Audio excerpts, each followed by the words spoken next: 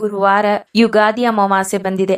ಆ ದಿನ ಬಾಬಾ ಅವರಿಗೆ ಈ ಒಂದು ಗೋಧಿ ಹಿಟ್ಟಿನ ದೀಪದ ಪರಿಹಾರವನ್ನು ಮಾಡಿಕೊಂಡರೆ ನಿಮ್ಮ ಯಾವುದೇ ಇಚ್ಛೆ ಇದ್ದರೂ 5 ಅಮಾವಾಸ್ಯೆಗಳಲ್ಲಿ ಪೂರ್ಣವಾಗುತ್ತದೆ. ಮದುವೆ, ಕೆಲಸ, ಮನೆ ಕಟ್ಟುವ ಕಾರ್ಯ, ಇಲ್ಲ ನಿಮ್ಮ ಯಾವುದೇ ಸಂಬಂಧಗಳಲ್ಲಿ ಮನಸ್ತಾಪವಿದ್ದರೆ, ಹಣಕಾಸಿನ ಸಮಸ್ಯೆ, ಸಾಲದ ಸಮಸ್ಯೆ ಏನೇ ಇದ್ದರೂ ಈ ಒಂದು ಸೇವೆಯನ್ನು ಬಾಬಾ ಅವರಿಗೆ ಒಂದು ಸಂಕಲ್ಪದ ರೂಪದಲ್ಲಿ ಗುರುವಾರ ಬಂದಿರುವಂತ ಈ ಅಮಾವಾಸ್ಯೆಗೆ ಮಾಡಿಕೊಳ್ಳಿ. ಹಾಗೆ ಬಾಬಾರವರ ಯಾವುದೇ ಗುರುವಾರ ಬರುವಂತ ಅಮಾವಾಸ್ಯೆ ಅಥವಾ ಹುಣ್ಣಿಮೆಗೆ ಈ ಒಂದು ಸೇವೆಯ ಸಂಕಲ್ಪವನ್ನು ಮಾಡಿಕೊಳ್ಳಬಹುದು. ಬಾಬಾರವರಿಗೆ ದೀಪಗಳೆಂದರೆ ತುಂಬಾ ಪ್ರೀತಿ.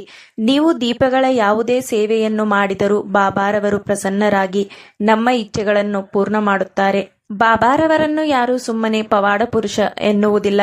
ಅವರನ್ನು ನಂಬಿರುವ ಪ್ರತಿ ಭಕ್ತರ ಜೀವನದಲ್ಲಿಯೂ ಬಾಬಾರವರ ಪವಾಡಗಳನ್ನು ಮಾಡಿದ್ದಾರೆ ಮತ್ತು ಈಗಲೂ ಮಾಡುತ್ತಲೇ ಇದ್ದಾರೆ.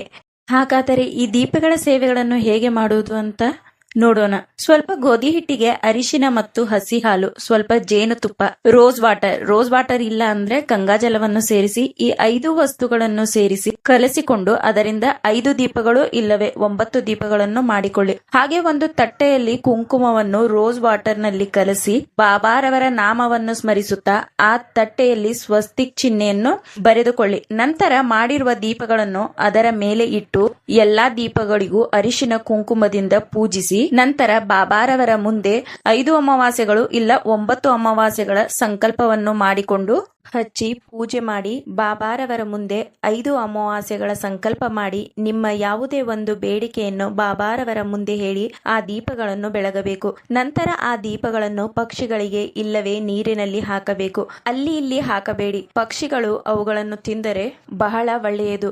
ಈ ಒಂದು ಪರಿಹಾರವನ್ನು ಮಾಡಿ ನೋಡಿ. ನಿಮ್ಮ ಇಚ್ಛೆ 5 ಅಮಾವಾಸ್ಯೆಗಳ ಒಳಗೆಯೇ ಪೂರ್ಣವಾಗುತ್ತದೆ. ಈ ಒಂದು ವಿಡಿಯೋ ನಿಮಗೆ ಇಷ್ಟವಾಗಿದ್ದರೆ ಲೈಕ್ ಮಾಡಿ. ಓಂ ಸಾಯಿರಾಮ್.